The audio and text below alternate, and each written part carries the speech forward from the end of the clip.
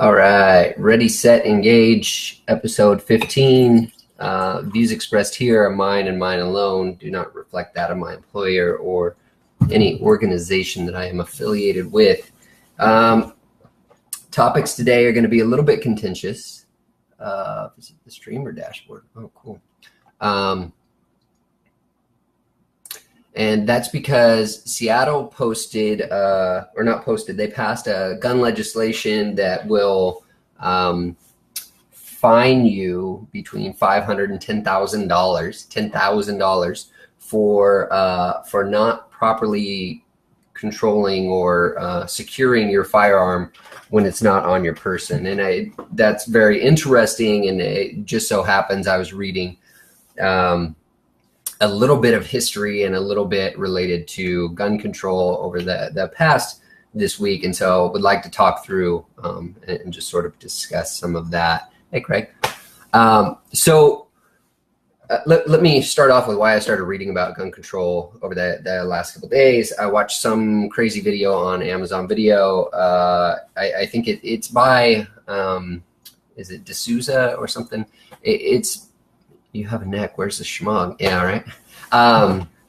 And basically in the video, he makes this really interesting premise in that he says, this is what he says: the Democratic Party passed gun control, and they were basically sponsored by the KKK. And part of the reason that they passed gun control in the South was so that they could go and sort of cast their will on the black population of the South. And so I thought, wow, that's a pretty fucking provocative thing to say. But I don't know. I don't know enough about history. And so I was doing a little bit of reading and trying to figure out where that actually comes from. And it winds up that there was a Supreme Court decision in 1941, and it was the Watson versus, I'm gonna mess it up here, but it's, you can read it here. The basic premise was, a black man was driving in his car, had a gun inside the, I think the glove compartment. They term it really weird. I mean, it was was that in 1949? And then some of the legislation, the actual like code in Florida law was passed in 1927, which is surprisingly hard to find.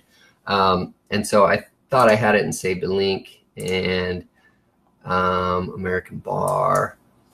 Anyway, so basically what happened was the individual had a gun inside the glove compartment in his car. They said that was in his control, and because he didn't have a permit, then he was then in violation of the law, and so they arrested him, seized the gun, and were sort of holding him. And then the interesting reason for bringing that up is in the concur, the thing where they say, hey, this is my decision at the end of the Supreme Court decision. Basically, the ones that said, hey, we need to let this guy go, said, hey, this law was passed in 1893, updated in 1927, and it's only been applied to, he uses the N-word, but it's only been applied to black people in Florida. And so it's not an actual law against all this violent crime and stuff that it was supposed to be. It's not enforced against the 95% of gun-owning white people in Florida. So it appears to me to just be a complete and total sham, and there for the purpose of actually arresting and preventing white or black people from having guns in Florida. I'm not wearing the cat unicorn underwears, John. I'm disappointing you. I see that. So fun fact, between 1880 and 1950, which is where all I could find the statistics for, there were 331 lynchings of black people in Florida. That's not actually a fun fact at all, but here's a citation, Washington Post. There was another article by a different a news source that broke it down, and basically the per capita rate is 0.594 and per 100,000 black residents. And so Florida at that time was the most violent or most likely to have been lynched during that period where gun ownership was outlawed. And I have another link over here somewhere which is related to, nope, I lost it. I switched computers, and so I lost some of the stuff. What was the other part that was interesting on the lynching piece? Oh, that there was actually a lot of legislation that went in between the Civil War and the late 1800s, and basically like the 13th and 14th Amendment are what allowed the right to keep and bear arms to be extensible to even minority populations. Hey, babe. And so, doing an episode? Yeah. Oh, okay. It's been a while. It has. So the point of that is that often these laws, especially related to gun control, don't extend across the population at the same rate. And so Seattle has posted this thing where now you get fines of $500 to $10,000 for having a gun that's unsecured, and if it's used in a crime, and it's between $500 and $1,000 if you don't report it in a timely manner after it's stolen. So like, hey, somebody breaks into your house, now you're culpable for whatever heinous other crap they do. So it got me thinking, okay, well, Seattle, that's very interesting. Maybe I should look and see if I can find anything. So according to ibside.com, which is this one, Seattle, the demographics, basically the black population, it's 8% of the Seattle population. Just something to keep in mind. And then Seattle.gov has this wonderful PowerPoint.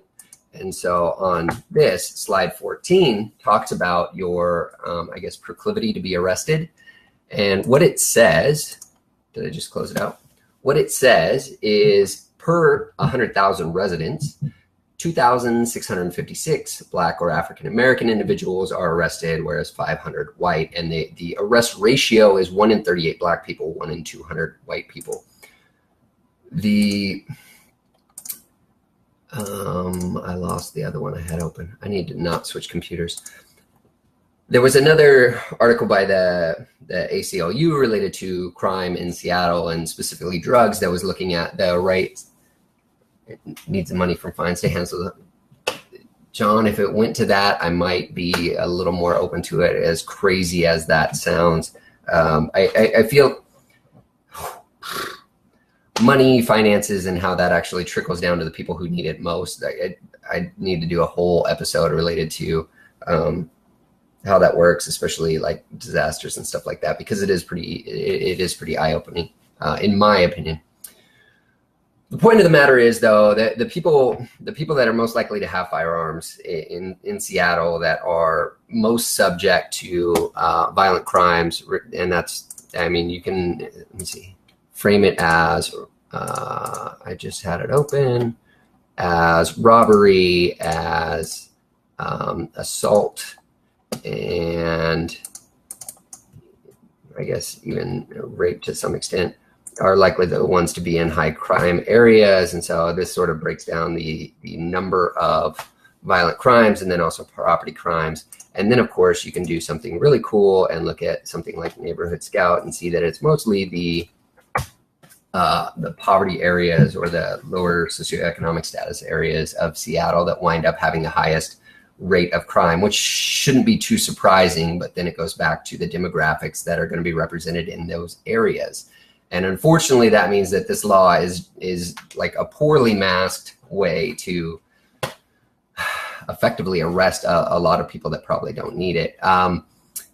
Golly, I really wish I had that other link, because it walked through from the 1830s, no, it walked through from the 1600s to the 1830s Civil War and on, related to the verbiage and the laws related to how they could seize firearms. And really, it's oh, I guess I do have an old racial laws, but I think this is the one that just shows the 1927 and that sort of stuff. Yeah, I didn't get it. So anyway, the Florida law, the case is Watson versus Stone, 1941. Justice Buford's concurrence is actually the one that's of most note. And where is the link for that one? Of course, I don't have it. and I lost it. But basically he says like, hey, this law, even though it's worded and framed such that it would apply to everyone, in function, it hasn't done that at all. And so it's basically like a thin veneer of racism that we've allowed to exist in the state of Florida for the last 60 years or whatever. And so the Supreme Court gets rid of it. And the framing of some of the laws, there's a piece of legislation coming up in Washington related to registering firearms or semi-automatic firearms if you're under the age of 21, and even if you're past the age of 21. And gun registrations tend to be for similar purposes, to go track down who has guns, pull them away.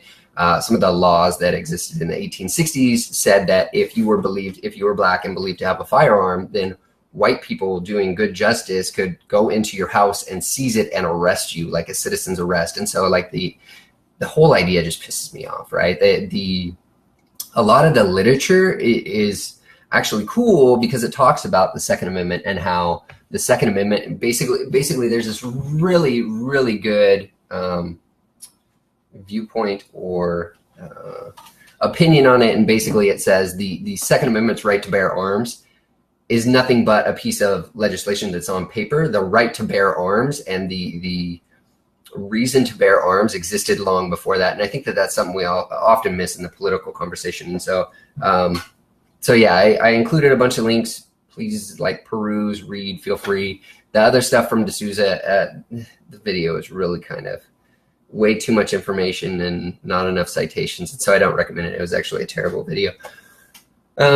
So that's I think all I have to rant on gun control for right now. The other part though that was fascinating for me is so we just talked about the Supreme Court and how the Supreme Court actually had the decision that said, hey, we need to get rid of this law because it doesn't make any damn sense and it's racist. And of course there was two people that dissented, and I don't remember their names. Whatever. But Supreme Court does have some other very interesting decisions that have some overlap or cross into current culture and the conversations at hand. And so I think gun control is a very interesting one where we sort of attacked a population and like took their guns away, and then like we're just horrible, awful people. Another one that comes to mind though, and something that was not really brought up, but sort of touched on in the D'Souza thing was which political party is doing the most racist stuff and what their motivations are and stuff. It got me to this interesting dilemma where I started thinking about Robert E. Lee and how we're pulling down statues of Robert E. Lee. So from a history perspective, for those who don't know, Robert E. Lee never bought slaves. He actually owned, I think, a handful, but he inherited those from his wife's father, if I remember correctly, like when he got the plantation. And he only had them for about 5 years, and I believe it was 1861. It wasn't called emancipation. I forget the word for it. Apologies, I'm historically stupid. But basically, he like freed the slaves that he was endowed from that inheritance before the war kicked off. And so calling him a slave owner is... there's some merit to it, like obviously did for a number of years, but it was basically like, I'm going to hang on to you guys until I can manage the plantation, and then we'll let you guys go. And I believe it's in a written document and everything. And so, so he's not the big baddie that everyone thought he was. Also, Robert E. Lee was one of the ones that was sort of last to go over. Like Virginia was one of the last places to engage and pick a side in the Civil War. And additionally, fun history lesson, his plantation was seized by the Union Army. And then on that plantation, they buried dead soldiers, lots of them.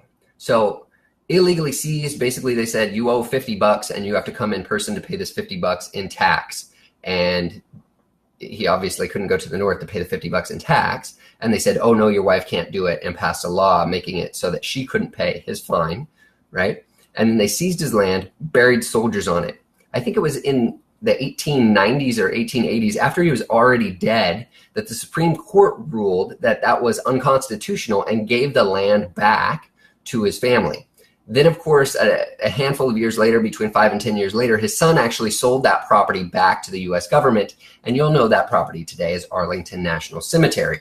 And so it's interesting that we destroy history and like take down his statues and say he's, oh, this bad guy, when really there were injustices that were pinned on him by the government and then recanted posthumously. And so like the whole thing just drives me nuts. I wish we studied more on history and knew more about that. Unfortunately, I had to read it after all the controversies came up instead of reading it in like a textbook. And then because we're on the Supreme Court, there's one other very interesting ruling that's taken place over the last 2 or 3 weeks. There was, you might have seen it in the news, there was a lot of talk about the Supreme Court decision on unions. The Supreme Court's decision on unions was very interesting if you read the actual piece. And so you should be able to look up Janus versus the Supreme Court or versus the people or something along that lines. It's Janus. And basically what the thing came down to is this gentleman was forced to pay non-member dues to a union, okay? And in the state of Pennsylvania, you basically one union can represent a public sector. And so one union represented the teachers, and there was more or less a forced monopoly on that goes back to the 1960s and 1970s when there was union violence. And so they decided to end violence will cause so that you have a primary or a sole representative as a union. And then they passed law that said, hey, because the union has such a key piece of that sector, then we need to make sure that they're properly funded and can take care of and vouch for the employees, and that all employees are represented, even if they're non-members. And so this union was actually charging the guy like 72% or 72.6% of the full member union dues, okay? And he wasn't in the union. Furthermore, the gentleman said, hey, the views of the union do not represent mine. They are heavy lobbyists, and they are liberal in view and democratic in view. And so, like, hey, I get it. I understand where the laws came from, but at the same time, I don't feel I should have to pay, I think it was $600 a year or something like that. I shouldn't have to pay $600 a year into this union that doesn't represent me and says that I cannot on my own bargain for my wage or my rights within my company, which happens to be the public sector because he was a government employee. And so like, I'm losing my freedom of speech, having to pay some people I don't believe in to go lobby for stuff that is counter to my views. And so the Supreme Court said, hey, we understand the premise on where this arrived from. Here's, similar things that were related to this ruling, that were related to the history of this previous decision. And we think that that's being mischaracterized. That previous decision is being mischaracterized. And so here's what we're ruling on now. We rule that the First Amendment, the right to freedom of speech, trumps all that union bullshit. And so we're going to rule in favor of this individual. Furthermore, we find that having non-members have to pay member dues. And there's an interesting split in how they're able to use member dues versus like non-member dues. And basically it has to do like, if there's any political campaigning, I forget the way they actually term it, but then there was like no real strong legislation that says, hey, you have to properly account for this. Instead, it's just sort of this fuzzy number. And so they said, you can't charge non-members if you're not representing how much of that's actually going to your other stuff. And if your other stuff is against their view, then we can't compel them to pay a private organization, the union, at the cost of their rights. And so the Janus decision said, hey, if they're not in your union, you can't charge them. You also can't really do a monopoly on unions anymore. We understand where it came from, but we're not going to allow that anymore. And so there was all this upset, and liberal media was like, oh my gosh, it's going to ruin the world and ruin unions and etc. Probably a little bit of an exaggeration. And so the key piece is, or the key takeaway is, hey, here's 3 Supreme Court decisions where it's like, hey, they kind of ruled, and this is why they ruled those things. It's probably that facts were misrepresented. And by looking at Supreme Court decisions and looking at history related to the judicial decisions that impact our current laws, we can actually learn quite a bit about what's taken place, what's transpired historically. And that seems like a key thing to keep in mind. there's this great quote by George Santayana, and I always go back to it, and I need to look it up because it's long. But it has to do with the basic premise is those who cannot remember the past are doomed to repeat it. But it's much longer. Oh, wiki quote. It goes,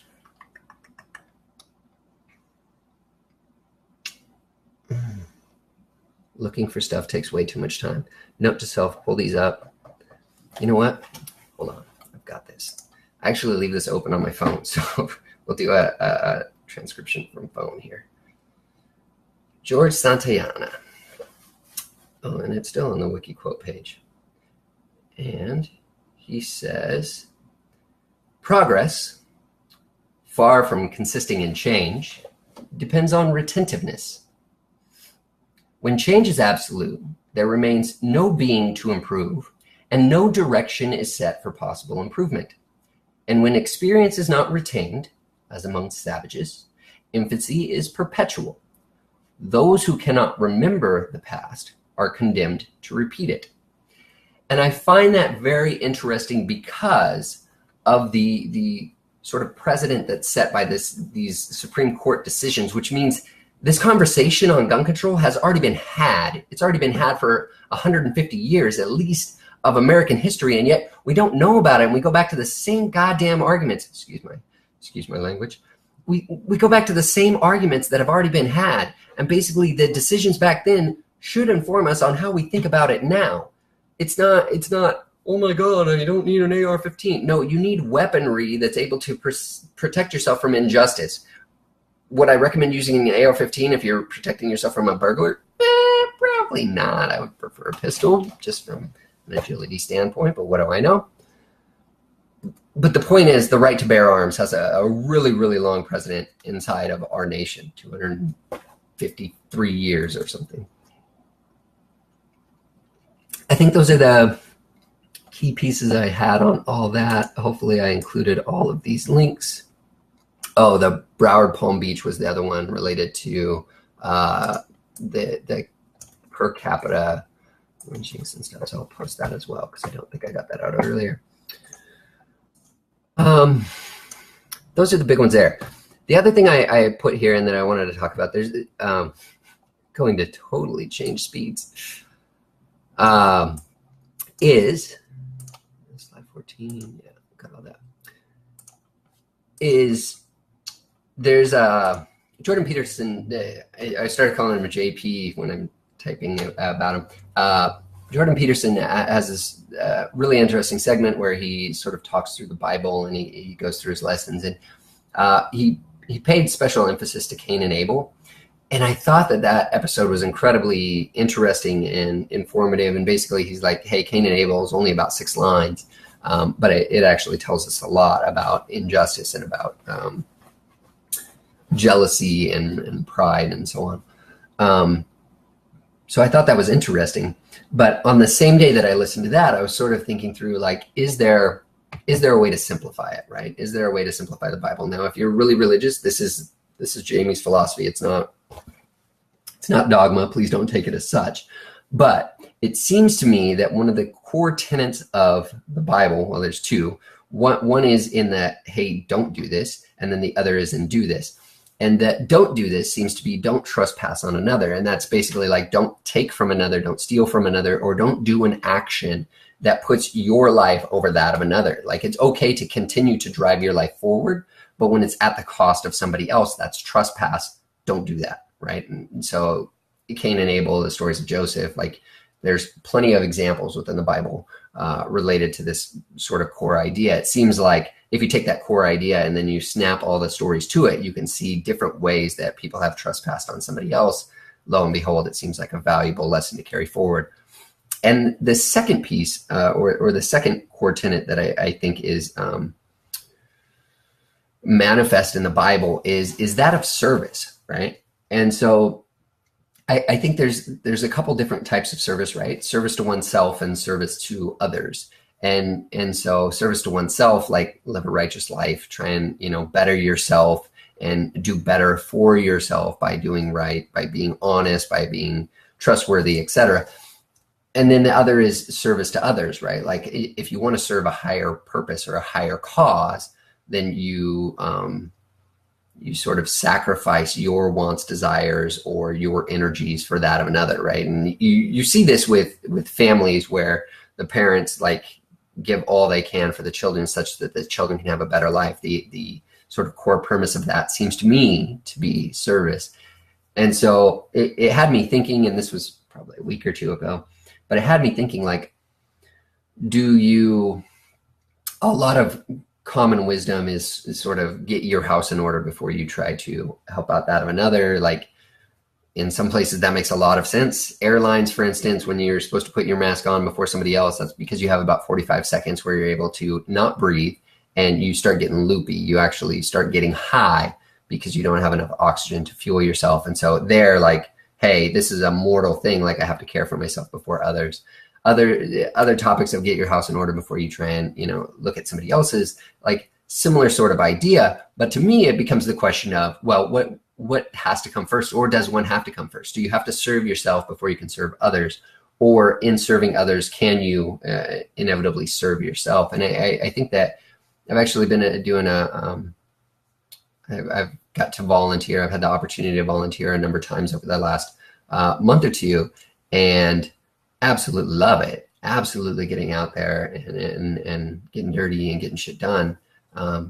And so for me, like service to others is as powerful as trying to serve myself, just philosophically or psychologically. I feel a lot more wholesome or rewarded, I suppose, when I'm able to serve others, whether that's family, friends, or even complete strangers via some of the organizations that I volunteer with.